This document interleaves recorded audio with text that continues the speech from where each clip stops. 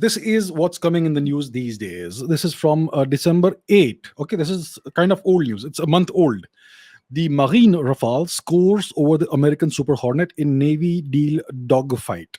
Okay, so what is this entire thing about? See, India has two aircraft carriers, right? Uh, we have the INS Vikramaditya, which is a Russian built aircraft carrier. This aircraft carrier has a capacity of about 36 aircraft, out of which 10 are helicopters, rotary wing aircraft, the Kamov Ka 31 helicopters, and 26 of these aircraft are MiG 29Ks. Okay, so the INS Vikramaditya essentially has more or less its full complement of aircraft. Yeah, the other aircraft carrier is the indigenously built INS Vikrant. Now, this aircraft carrier can take about roughly, let's say, 30 aircraft. Yeah, there will be helicopters in there, but it essentially needs 26 fighter planes that can land and take off from an aircraft carrier, and that can fit within the space constraints and parameters of the INS Vikrant. Yeah. So essentially, by the end of last year, the two aircraft had been shortlisted. One was the American FA-18 Super Hornet, and the other is the French Rafale, the Marine Rafale, which is the uh, Rafale that's designed to take off and land from aircraft carriers. Okay, so these are the two contenders that we had. Now, in December itself, these stories started coming out in the news that the Marine Rafale scores over the American Super Hornet in the naval deal dogfight. So the maritime version of the French Rafale has emerged as the frontrunner over the American FA-18 Super Hornet for the mega multi-billion-dollar contract to supply 26 jets for the Indian aircraft carrier INS Vikrant. Right? This is from December 8. This is from December 9. The same kind of thing. The French Rafale M edges out the American FA-18 in the Navy fighter contest. So it seems it looked like in December that this was the deal. Now this is from January 4. First post after IAF, after the Indian Air Force. Now the Indian Navy to get French fighter jets. So this report says that the Indian Navy has rejected the American jet FA-18 Super Hornet and opted for the deal with Rafale. The deal for the Rafale M is being termed as a milestone in the relations between India and France. Yeah. So it looks like the Indian Navy is set to acquire the Rafale M. Now let's look here. This is from the Eurasian Times, January 14, which is today. India and France to sign a deal for the Rafale M fighters in March during President Macron's visit to New Delhi. That is the report that's being put out over here. This is a report in La Tribune. It's a French publication.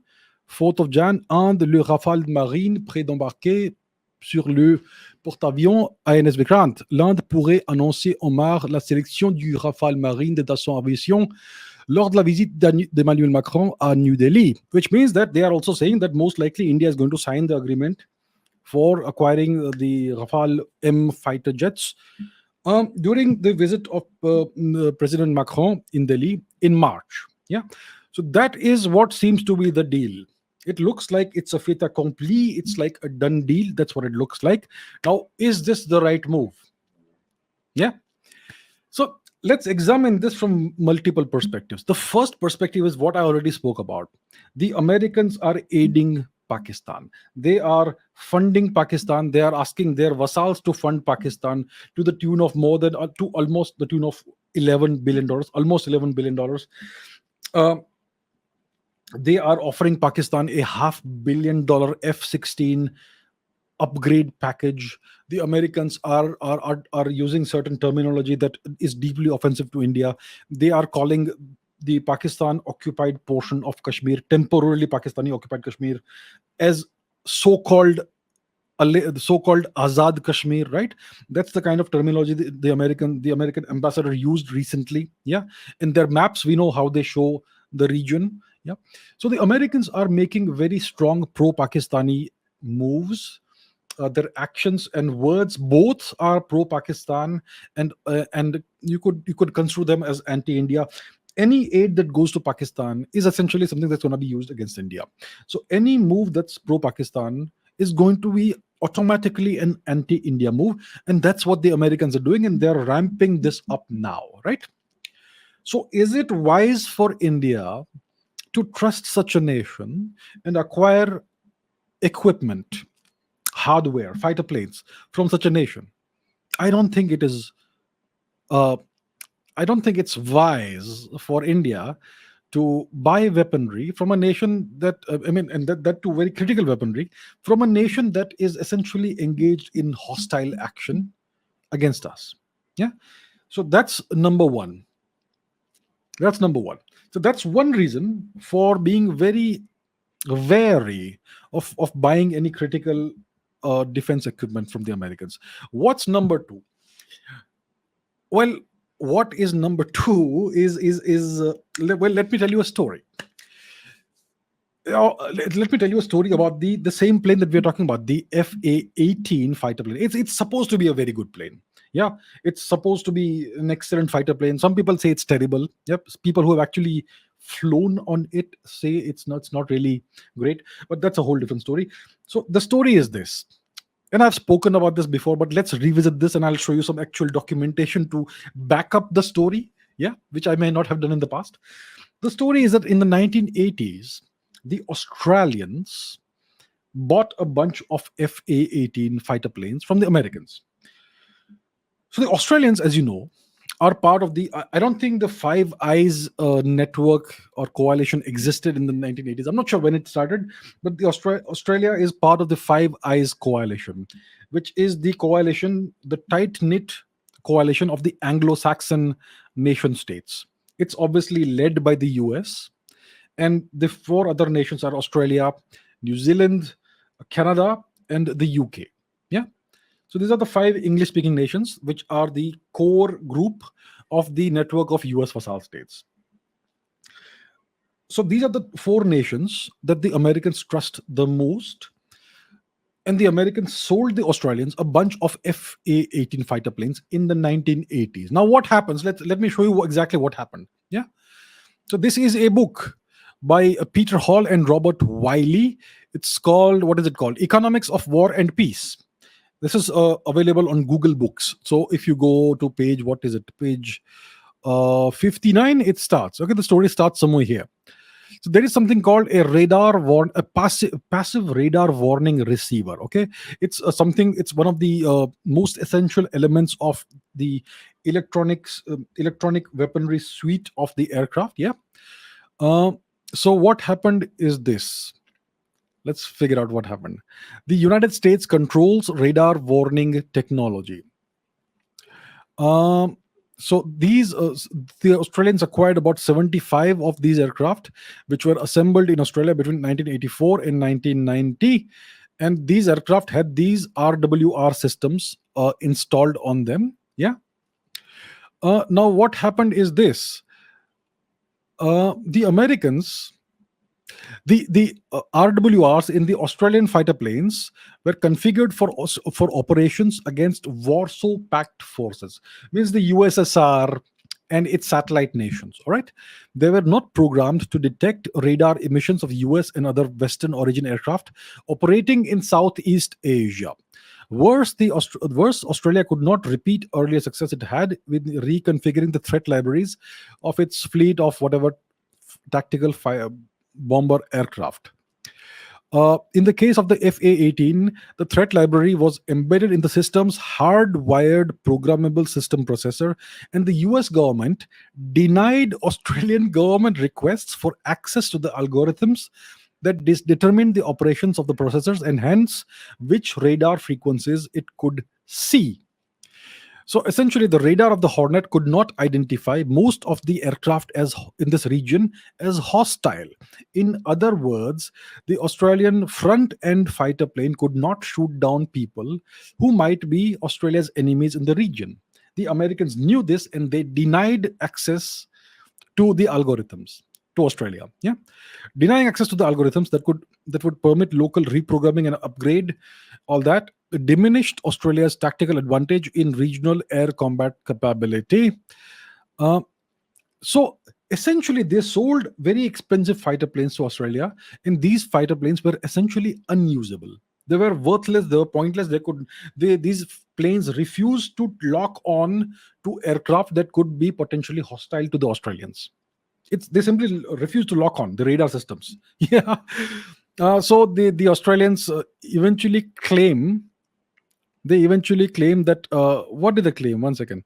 They said that in the end we spied on them and we extracted the codes ourselves, and then we got another radar that could actually identify them, blah blah blah blah blah. But the truth is that until 2006 the Australians were still struggling to make their fighter planes radars acquire the lock on to the targets that they wanted them to lock on.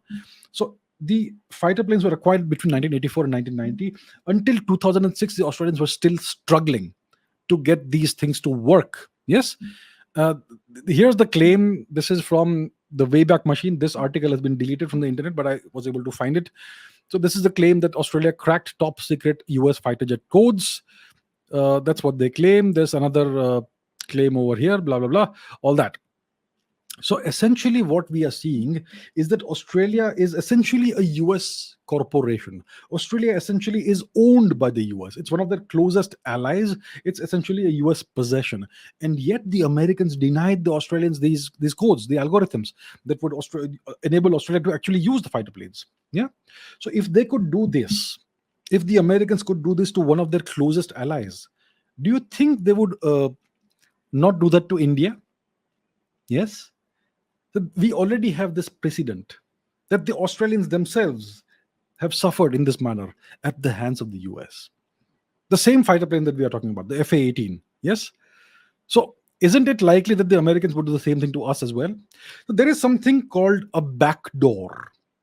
Or it's also called, well, in some cases, it's called a kill switch. You have a phone. Let's say you have an Apple iPhone. Yes, in Apple iPhone there is this theft protection thing, right? So if your phone gets stolen, then you can essentially disable it and it becomes completely unusable. That's called a kill switch. So inside the phone there is the main component is the microprocessor, which is the brain, the CPU, yeah, of the phone. That's where all the processing happens. On top of it, you can install the OS, which is Apple's iOS or whatever. In Android phones, it's the Android operating system and all that. But everything, all the processing of the that happens in the computer happens on the microchip, the CPU, the processor, which is at the heart of your phone. That's essentially a computer, right?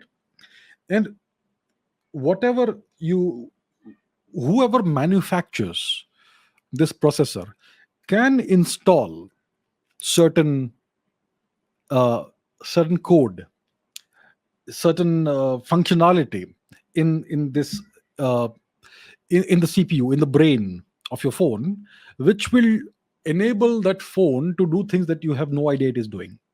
It can remotely disable your phone. It can remotely spy upon you. It can remotely send your data or specific certain kinds of data somewhere else, yeah, back home. If you have a Chinese made phone, then it is highly possible and highly likely that it may be sending back certain kinds of data, metadata, location data, browsing data, god knows what, to the Chinese government. Yeah. And this will all be done without you ever knowing about it. So this is called a backdoor. Okay. And which the nations that manufacture these microprocessors, these chips, it would be silly for them not to install backdoors in these chips. Yeah. And such things have happened in the past. So for instance, in 2007, uh, a Syrian nuclear research facility was destroyed by the Israelis. I'm sure I've got it somewhere here. Yeah. How Israel destroyed Syria's Al-Khibar nuclear reactor, 2007. So Israeli fighter jets destroyed this mysterious complex, blah blah blah, all that. So what happened is that a bunch of Israeli fighter jets crossed over into Syrian territory, and the Syrian radar system simply failed to detect the Israeli fighter planes. Yeah. And what most likely happened is that these radars, the Syrian radars, they had commercial off the shelf microprocessors in them. Yeah. And these must have been fabricated with hidden backdoors in them. and so they could be remotely made to be disabled when the precise point when the Israeli fighter planes were entering or were closing in on Syrian airspace. So essentially, the radar simply did not detect the fighter planes, Israeli fighter planes, and that's why there was no response. There was no counter, action taken against the Israeli fighter planes. So that's one example of that. In 2014, there were the Israelis, as we know, have been supporting Azerbaijan for quite some time against Armenia. Yeah, the Israelis had sold various kinds of drones to the Azerbaijanis. In 2014, all of a sudden, for whatever reason, the Israeli made Azerbaijani drones failed to work, failed to operate, all in synchronicity in 2014. So once again, you have a hidden backdoor or a kill switch, which remotely disabled these drones. So at the heart of the computer in any military hardware is a microprocessor. It is the heart of the computer, and in the microprocessor you can embed various kinds of functionality that can enable you to control it remotely or kill it or disable it remotely. So the Americans already had the ability to do this in the 1980s. Yeah, the F-16s that the Americans sell to various nations also, I guarantee you, come with these backdoors and kill switches, which means that whenever the Pakistanis have used F-16s against India, it has been done with the consent of the Americans, which essentially means that the Americans did not see it appropriate to disable the F-16 when the Pakistanis were trying to use them against India. Yep. So when you have a nation that has the capability to disable hardware remotely, especially critical hardware like a fighter plane, does it make any sense to acquire that weapon system from that nation? I don't think it makes any sense. Yeah, and so I think these are the reasons why it is a very wise move on India's part not to opt for the FA-18 fighter plane and instead opt for the Rafale. Now listen, we understand the French also are not stupid. They also have the ability to do such things, but on balance, I would say that India and France have a much greater convergence of strategic interests and much in long-term strategic interests than do India and the US. That's why it makes a whole lot more sense to opt for the French weapons system. Uh, so let's look at the Indo. See, the French have a significant amount of interest uh, in the Indo-Pacific region, and the reason for that is that the region, see, for France, the Indo-Pacific space is a geographic reality. France is present in the region via its overseas territory, and 93% of France's exclusive economic zone, EEZ, is located in the Indian and Pacific Oceans. The region is home to 1.5 million French people, as well as 8,000 French soldiers stationed in the region, which is why, and France is a major Indo-Pacific power. They may have nuclear submarines in the region. They also have an aircraft carrier which typically doesn't operate in this region, but it's capable of doing that. And the French have, like it's mentioned here, a significant presence in the region. 1.5 million people, a huge exclusive economic zone. So they need to safeguard that. And to safeguard that, see, I'll show you why it is so. This is the Indian Ocean region. So, for instance, there is this island of Réunion, which is a French island. It's very close to Mauritius. There is Port Maturin over here. There are various other territories, French southern and Antarctic lands. That's also French, yes. And there are other possessions elsewhere, which we will not go and look into. So the French have a significant interest in this region. They see themselves as an Indo-Pacific maritime power. Yeah, and to safeguard their interest in this region, it makes a huge amount of sense. It makes eminent sense for the French to cooperate with India. And if India and France can join forces together, then it is a win-win situation for both nations. Yes, and that's why. and obviously we also have the situation that the US is quite hostile, or rather quite antagonistic towards France in a variety of manners, in a variety of ways. France is obviously a part of NATO, it's a part of the EU, but it's the only nation in NATO and the EU which has a quasi independent foreign policy. It has nuclear weapons of its own, not nuclear weapons that are controlled by the US. It has its own nuclear submarines, it has its own launch codes, and it still has kind of a colonial policy in Africa, which we will not speak about right now because it is not convenient. Yeah. A little bit of hypocrisy is always in order. So, and recently the French had this deal with Australia to supply Australia with a bunch of submarines, advanced Scorpion submarines.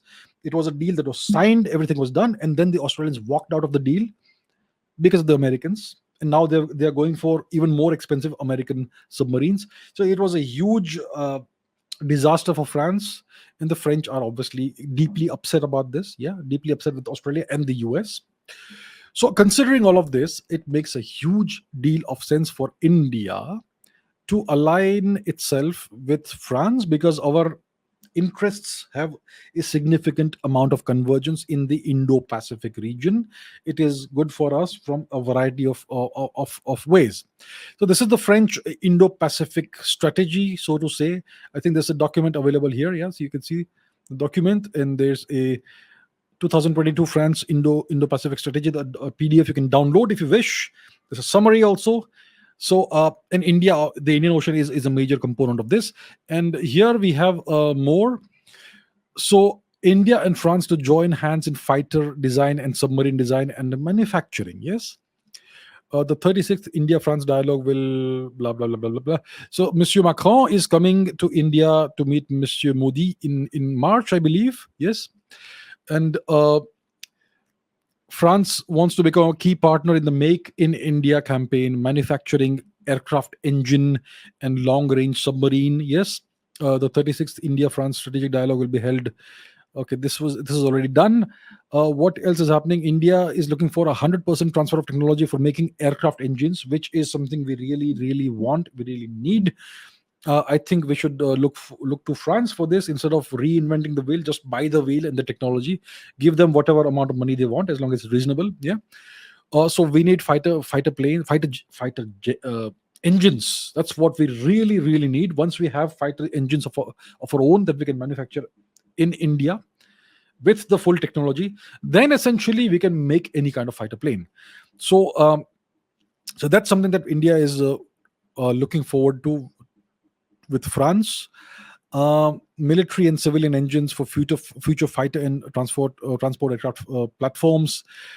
India Tata Group is manufacturing C-925 tactical aircraft and all that. The French Scorpion class submarine line is going to deliver its final submarine this year, which is when? Okay, this year, 2023, right? India is looking towards France to continue the manufacturing line at Mumbai dockyards with diesel attack submarines retrofitted with indigenous air independent propulsion system for long endurance. So we have a submarine manufacturing assembly line. You can call it an assembly line. It's in Mumbai. Yeah. The deal was for 6 Scorpion class submarines. The sixth one is going to be completed this year, and then the problem is that the assembly line will essentially have to close down, and all the expertise we acquired, all the people we trained for this, they will become idle, and they will essentially be acquired by other countries, and we will lose all these valuable assets. So India should ensure that this Scorpion submarine manufacturing line does not close down. We need more submarines, so we should continue this. So that's probably something that's in the offing, that Mumbai dockyards will continue to make more submarines, maybe 6 more. I would say make 30 more. Yeah, whatever it costs. It's really important for India to have lots of submarines. Submarines are the capital ship of the 21st century, just like the aircraft carrier was the capital ship of the first half of the 20th century. So we need submarines, and the French make good submarines. So that's something that India and France are working towards, and hopefully we will continue the Scorpion submarine manufacturing line. France is ready to help India in ocean bed mapping and underwater drones and sensors and all that stuff. So there's a whole lot that India and France can do together. Obviously, France also has to placate and mollify the US, which is why it is offering some aid to Pakistan on behalf to on the instruction of the US essentially. Yeah, $335 million or whatever it was. So that's also there. But overall, it we have to understand that the French have no option. They are well they they are part of the EU, they're part of the NATO. The US is a way more powerful nation, and you have to find some balance. So overall, I think there's a huge amount of potential in the India France relationship. It is a relationship that is mutually beneficial from the geopolitical perspective, from the business perspective. The French have technology to offer to India, they have hardware to offer to India. We have cash to offer to them in exchange for that. So it's win-win. Yeah. And we have a lot of cooperation that we can do in the Indo-Pacific region. Yeah. So there's a whole lot of potential here. And the Rafale is one of the best fighter planes in the world, 4.5 generation fighter plane, not quite fifth generation, but that's fine. It's an extremely capable fighter plane. It's the best one that we have thus far. Yeah, we have 36 of these, and it makes a huge amount of sense to buy the same aircraft, 26 more of those, so that we don't have to invest all over again in understanding the not the biomechanics but the mechanics, the engineering of a whole new aircraft. Yeah, we already have people trained in servicing the Rafale and doing all that, so we will not need to train a whole set of new people in understanding a whole different aircraft. Yeah, and we will not have to go elsewhere for more spares. The more fighter planes you have, more species, so to say, of fighter planes you have, the more of a headache it is for acquiring spares for all that stuff. So it makes a lot of sense to acquire the Rafale instead of anything else. And obviously the FA-18 cannot be really trusted because of the reasons that I mentioned, right? So that is the situation vis-a-vis the French Rafale Marine, the Rafale M. I think it's going to be a great addition to our naval capabilities. And eventually, we will obviously have to go with the TEDBF, the twin engine deck based fighter, which is something that could be available for us. It's an indigenous fighter plane that we are developing. It's a twin engine fighter plane, which is meant for aircraft carriers. So, in the future, if we have aircraft carrier, more of them, we could use the TEDBF for that. So that that fighter could be ready in about a decade or so. Hopefully, yeah, if things go well. So that's where we are. So right now, for the time being, we need fighter planes. We need to import fighter planes. So it's best to go with the Rafale from, and that's how I see it. I hope that the explanation I have given you also convinces you that the Rafale is the right option, not the American fighter plane. Yeah. So that is about this matter, the matter of the Rafale versus the FA-18. Yeah. So hopefully that gets signed in March, and very quickly we can get those 26 fighter planes. And if we are able to possibly place a larger order, then maybe we could move the entire Rafale manufacturing line to India, which would be great for our Make in India initiative. The French are saying they would like to have an order of at least 100 fighter planes or so for them to move the entire manufacturing line to India. So maybe we could negotiate with them. We would need some transfer of technology also for that to happen, and let's see how that goes.